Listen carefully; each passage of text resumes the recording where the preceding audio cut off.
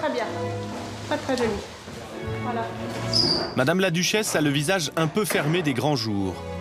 Oh, c'est parfait, les gens pourront se tenir ici. Ah oui, une chaise. Une chaise, vous en avez une là-bas. Comme vous voulez, hein. C'est comme vous voulez. Il faut dire qu'on n'a pas tous les jours 1000 ans. Vous pouvez prendre la chaise qui est au coin, là, à côté du chevalet. Traiteurs, décorateurs, serveurs.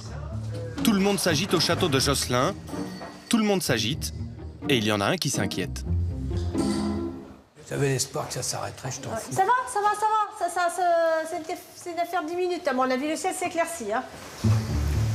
Madame la Duchesse est confiante. Monsieur le Duc, lui, est désespéré. Vous voulez pas un parapluie? La fête commence dans quelques heures. C'est parfait, comme ça, les doyens... Même Antoinette de Rohan, ancienne journaliste devenue châtelaine, met la main à la pâte. D'accord, liberté de la circulation par rapport à la chaise, très bien. À 18h30 précise, Monsieur de Rohan recevra sa famille dans les 42 pièces de son château. Monsieur le Duc, sénateur UMP, se prénomme Josselin. Son château et son village s'appellent Josselin.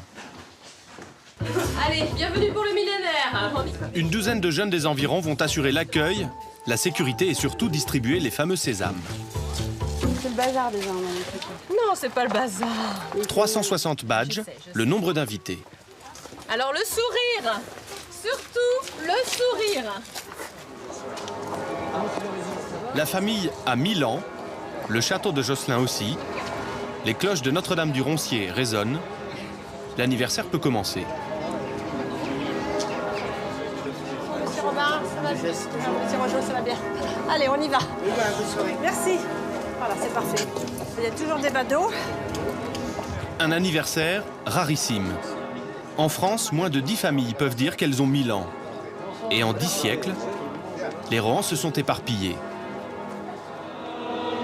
Aujourd'hui, ils viennent du monde entier et ils commencent par communier. Au nom du Père et du Fils et du Saint-Esprit, Amen. Le Seigneur soit avec vous. 360 personnes qui fêtent leur premier millénaire, l'événement du week-end au village. 2500 habitants et une poignée de fans qui redeviennent l'espace de quelques minutes les habitants du duché des Rohan. Vous attendez quelqu'un en particulier? Oui, oui, Vous voulez voir quelqu'un en particulier? Oui, parce qu'on a travaillé, mon père a travaillé au château et oui. Et moi j'ai travaillé autant que caissière longtemps. C'est notre duc, on le connaît, donc on a envie de voir. Une famille, 6 pays, 3 continents. Les retrouvailles commencent. Autrichienne. Vous connaissez tout le monde ici ou pas? Non, À peu près. à peu près. Nous essayons de nous retrouver les uns les autres. C'est très amusant. Les portes du château ne sont qu'à une centaine de mètres. Les invités vont faire connaissance avec le Géo, le grand organisateur de la fête. Mégaphone sur l'épaule, Yann de Lambilly, le petit cousin du duc. Les tables rouges sont à ma droite. Les rouges, les bleus, les verts, les jaunes, chaque branche de la famille a sa couleur. Tous possèdent des ancêtres communs. Monsieur le duc s'éclipse quelques minutes de la fête. Il va nous les présenter. Ça va? Bien, tu as bien dormi? Vous êtes allé chez le coiffeur ou pas? Dans les entrailles du château, partout, des morceaux d'histoire.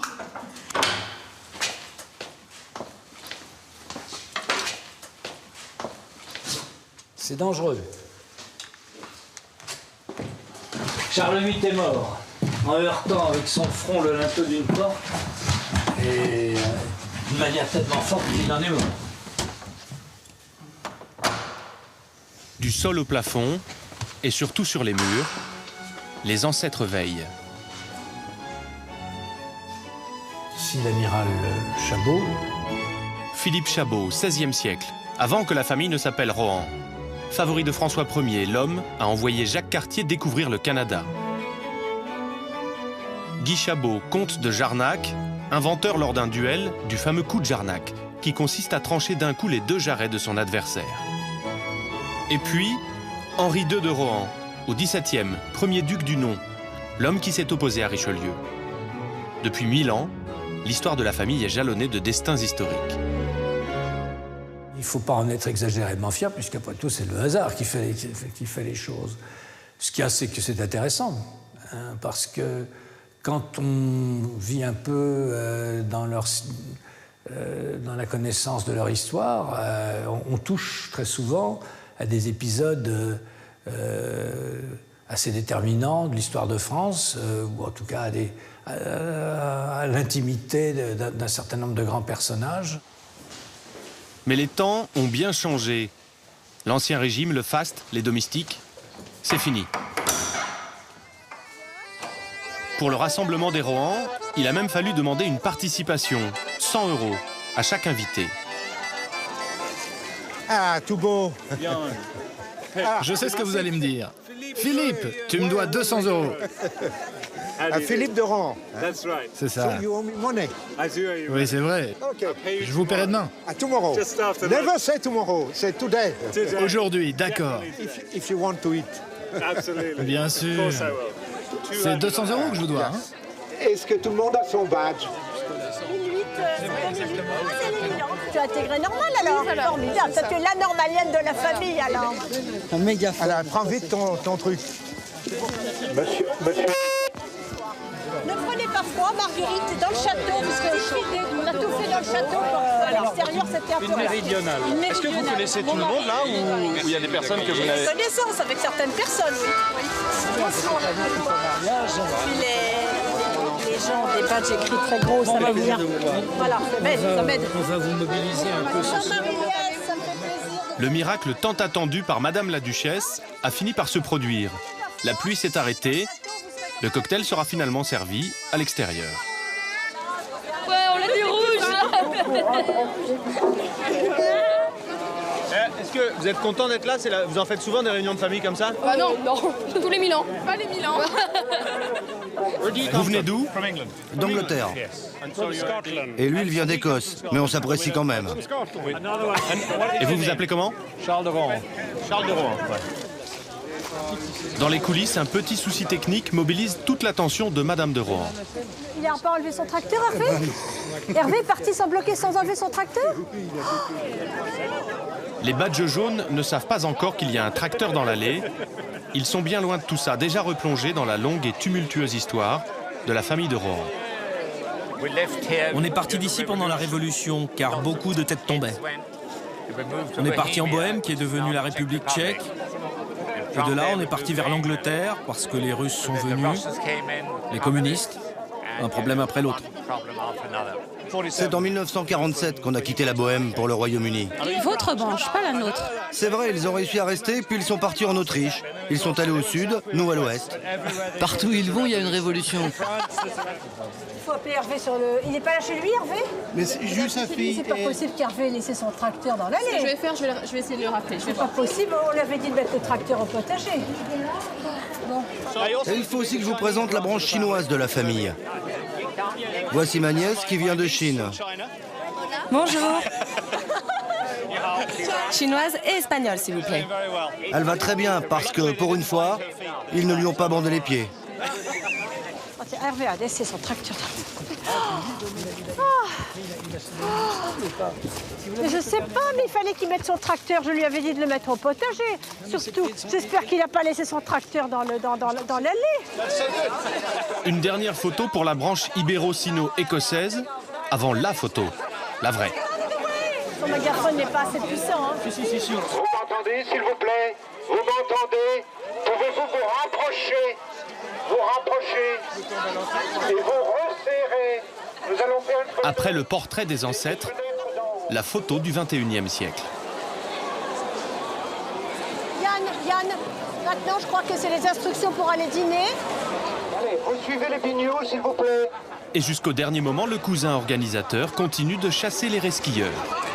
Oui, tu me dois de l'argent. Ah oui, non. Hervé a retiré son tracteur de l'allée, alors direction la cantine la plus chic de Bretagne. Filet de lieu aux petits légumes, puis une petite viande. Au total, 3 plats, fromage, dessert. Et pour faire passer tout ça, un petit feu d'artifice.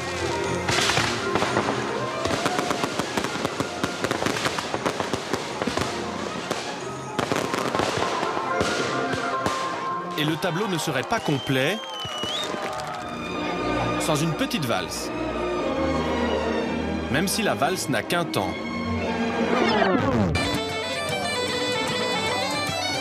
Sur la piste de danse, des vicomtes devenus représentants de commerce, des baronnes devenues médecins. Et sur les épaules de son cousin, l'arrière-petit-fils du psychanalyste Jacques Lacan. Avec le temps, cette famille millénaire est devenue une famille presque comme les autres.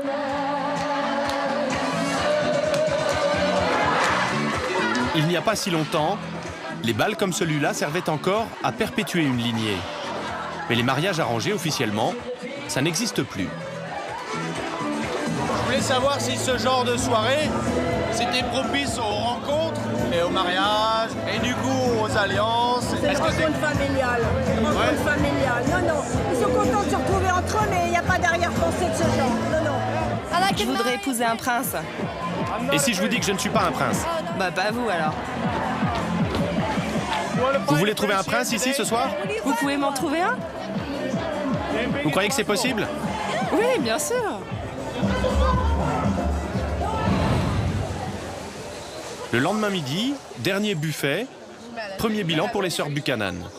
Alors vous avez trouvé un prince? Non, on a rencontré beaucoup de gens, mais pas de vrai prince pour l'instant. Mais lui, c'est un véritable prince. Le petit prince. Comme on est des filles, on est obligé d'épouser nos cousins, si on ne veut pas perdre le nom des Rohan. Ce qui est intéressant en France, c'est que les nobles ont cette culture historique très forte. Certains trouvent ça un peu snob, les rallyes, tout ça. Mais ça permet de se mêler, de se reconnecter et de se marier entre bonnes familles. Nous, on n'est qu'une poignée, et quand on rentre en Angleterre, on n'a pas de rallye, on a des pubs et des raves. On ne peut pas se retrouver comme vous, les Français. Les derniers invités traînent sur les pelouses du parc. Plus haut, au pied du château, les affaires ont déjà repris. Les touristes sont là. Ce sont eux qui permettent de récolter plus de 70% du budget de fonctionnement du château. Le reste, ce sont des subventions. Aujourd'hui, ce sont des Français, mais nous avons plus de 30% d'étrangers. Sans les visites, ça serait certainement quasiment impossible. C'est combien l'entrée du château? 7 €. 7 €, c'est l'équivalent, je crois, de 4 ricards. Dans quelques minutes, M. de Rohan va repartir pour Paris et ses obligations politiques. Quand le duc n'est pas au château, André, le régisseur, redescend le drapeau qui porte les armoiries de la famille.